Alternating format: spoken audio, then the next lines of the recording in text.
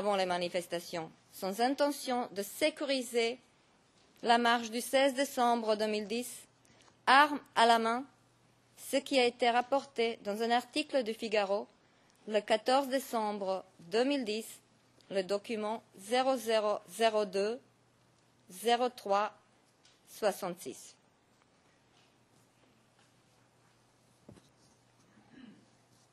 Difficulté de la tâche de maintien de l'ordre des forces de défense et de sécurité.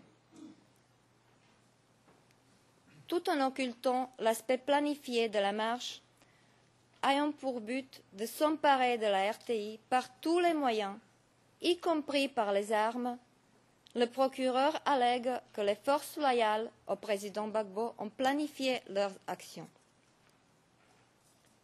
Or, le procureur reconnaît lui-même que la RTI était gardée depuis toujours.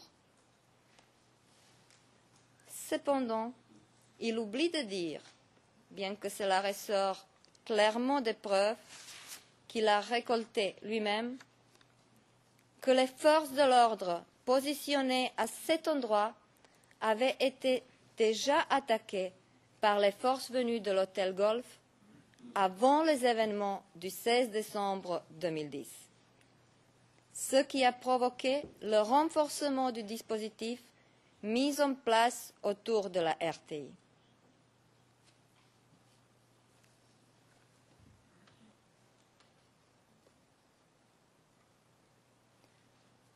P9 0011 04 30, page 04 45 et 04 54. Aussi 0011 04 55, page 04 62 et 04 63. P10 0016 01 52, P47 0015 01 64, page 01 74 et 01 76. Par ailleurs, les preuves démontrent qu'à la veille des manifestations du 16 décembre 2010, les forces de l'ordre en fonction devant la résidence de Mme Houphouët-Boigny ont été attaquées et désarmées par les forces nouvelles sorties de l'hôtel Golf. Document 0018 0028.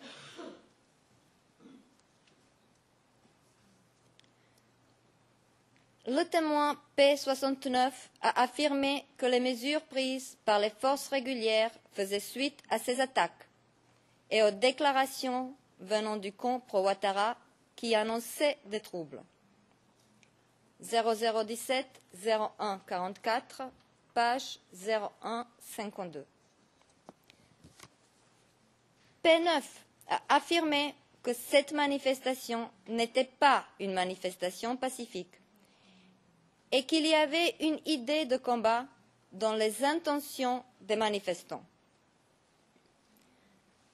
Les témoins P9 et P10 ont déclaré que les mesures prises par les institutions républicaines avaient pour seul but d'encadrer les manifestants afin d'empêcher les troubles à l'ordre public.